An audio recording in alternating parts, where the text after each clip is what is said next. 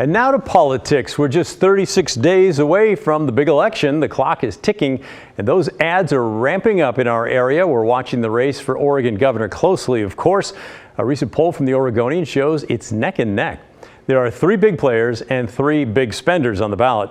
But the Oregonian poll shows it's turning into really a two-way race as October gets underway.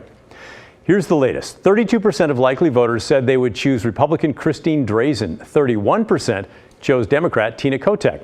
And unaffiliated candidate Betsy Johnson brought in 18% of the support. It's worth noting that 15% of voters are undecided. Considering the poll's margin of error, plus or minus 4%, Drazan and Kotek are basically tied at the top. But undecided voters will be the key. And it's important to look at the sample size for the poll. It was about 600 likely voters. It's not a massive sample size, but the results are still significant. And they are right in line with a report we brought you a few weeks ago when we told you that the nonpartisan Cook Political Report listed the outlook of the governor's race as a top-up after initially listing it as a lean Democrat.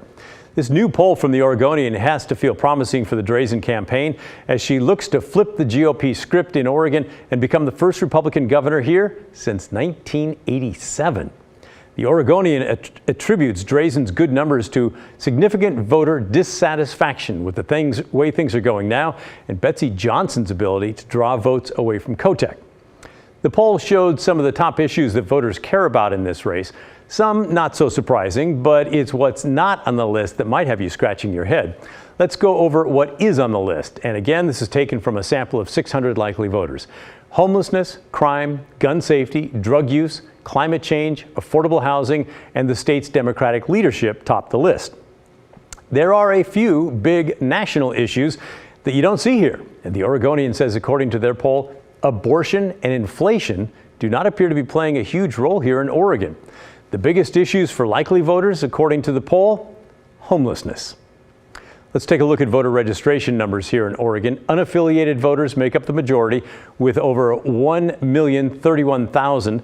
Democrats not far behind, 1,011,000. Republicans are third with just over 729,000 members. One of the most interesting things found in the poll so far, unaffiliated voters favor Christine Drazan slightly more than Betsy Johnson, even though Johnson is the one running as the unaffiliated candidate. So what do you think? Do you agree that things are neck and neck? Or do you think a sample size of 600 likely voters isn't enough to give us a clear picture?